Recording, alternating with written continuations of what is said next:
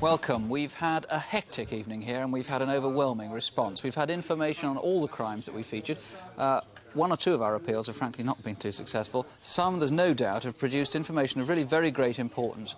Now let's take first the murder of the 16-year-old Nottinghamshire girl, Colette Aram. We showed how the suspect had been seen in a nearby pub. On holiday, are you? No, actually, I took the wrong turning off the motorway. No, actually, I've come up to visit a friend who lives in Barton. Oh, 91p, please. His stories proved to be false, but they do suggest a degree of local knowledge. He works in the power station, but he's had a bit of an accident, so I was going to visit him in hospital. Thanks.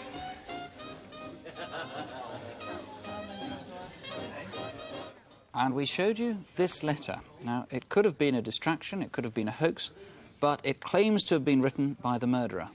Now, we've had over 100 calls of some importance on this crime. 2 or 3 in particular have produced genuinely new leads. Police inquiries have already begun on them. The detective in charge of the case is Superintendent Bob Davey. How significant are they, do you think, what you've got so far? Well, we've had a large response, as you know. Certain calls have given us new information, but again, it's too early yet to evaluate the exact information that we've got. Now, I know it's very frustrating in 1 or 2 cases too, because we have got information we think may be important, but as you say, it's too early to say. Of course, there's a problem of Colette's parents who may be watching too. We don't want to give them false hopes at this stage. Yes, one's got to bear that in mind, of course, all of the time, but nevertheless, we've had some good information tonight. It's going to take us some time to evaluate it, and we've certainly got some work out of the programme. I gather there's some work that's going on right now. Yes, we've already initiated certain inquiries tonight, and those inquiries are being made at this moment. OK, well, thanks very much indeed. Our phone lines are now closing down here, but if you can help in any way on Colette's killing, please call your local police and mention Crimewatch UK.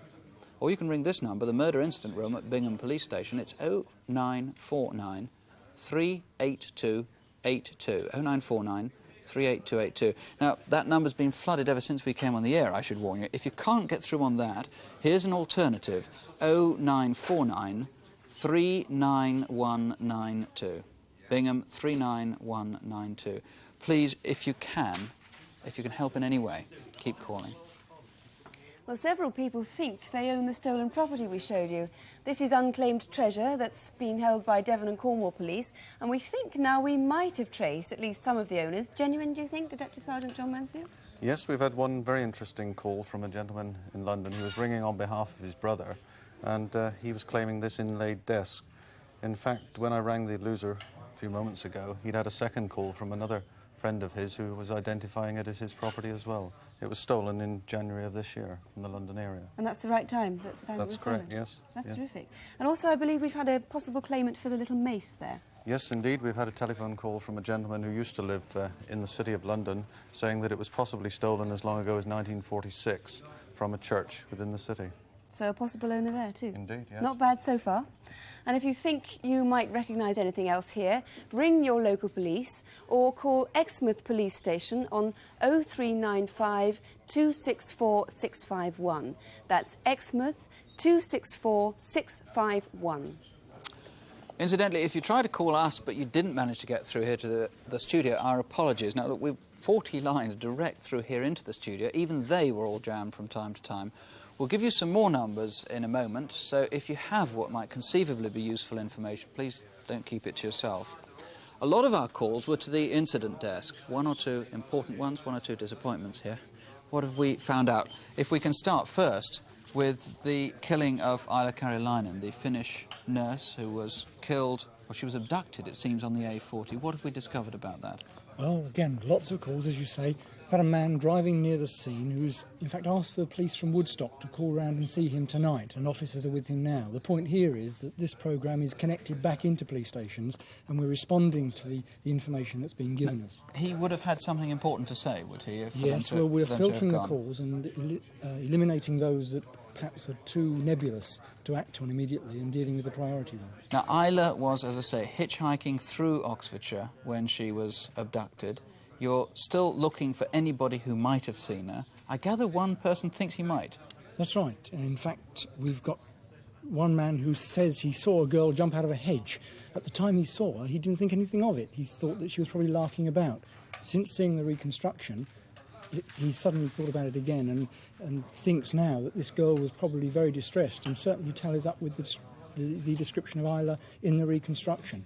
Again, could be a very vital witness, and he saw this girl on the Blenheim estate again, near where Isla's body was found. Remember, there's 5 miles distance between her body and where the rucksack was found. Remember that Finnish flag and the Finnish money. That's a very, very chilling piece of information. Now, the bus, there was a bus that had been stolen. It was specially adapted for disabled people. As you said, Helen, it was one of the meanest crimes one could imagine. Any clues on that? Yes, promising, Nick. Callers have reported sightings in England, Scotland and Northern Ireland. Good Lord. In fact, the officer who is leading the case, Detective Sergeant O'Connell, has already taken action on 3 of those sightings, which incidentally are in London. Local police are there now.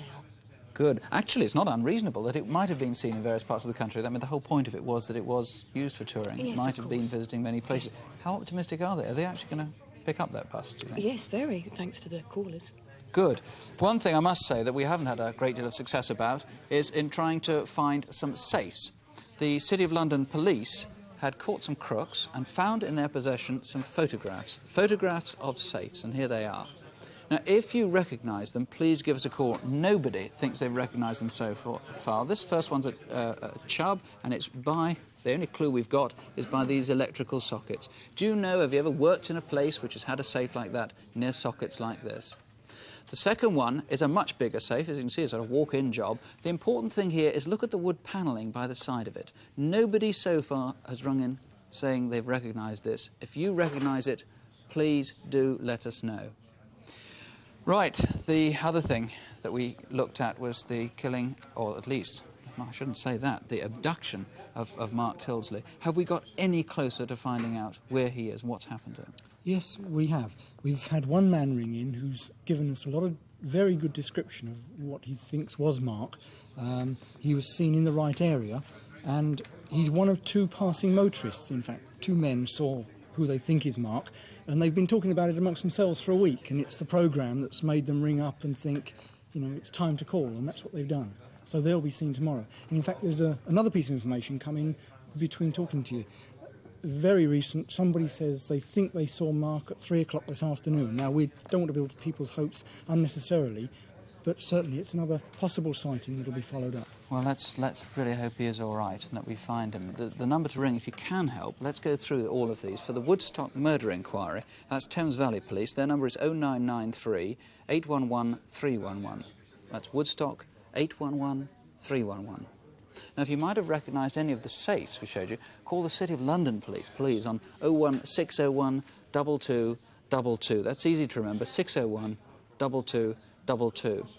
And if you know anything about the bus for the disabled, the Metropolitan Police would like to hear from you, 01200 2947. Now, don't worry, if you didn't get those numbers down, you can just call your local police station, mention Crimewatch UK, and tell them what you can.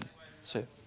Well, now the stamp theft, possibly the biggest in the world. £250,000 worth went missing from a van in the City of London on Monday the 26th of March. Do you use this bank or cash point? And if so, do you recall seeing this blue van or any one or any vehicle near it? Because by 2:05, the van had been opened and £250,000 worth of stamps had gone. Well, the officer in charge is Detective Chief Inspector Alan Goodman. What have we found out so far now? Well, I'm pleased to say we've had 4 or 5 calls respecting the stamp theft. I'm cautiously optimistic in relation to 2 of them. Certainly the cards showing the postal history, somebody rang in and said they felt they recognised them. And also I have some inquiries to make as a result of calls from people who are obviously in the stamp trade, not necessarily dealers, but certainly collectors, and I'm hopeful that those inquiries will produce results. So they're promising leads. Any particular stamps that they've been recognised? There are some, as I say, that showing the postal history, which was shown earlier, and somebody rang in about that.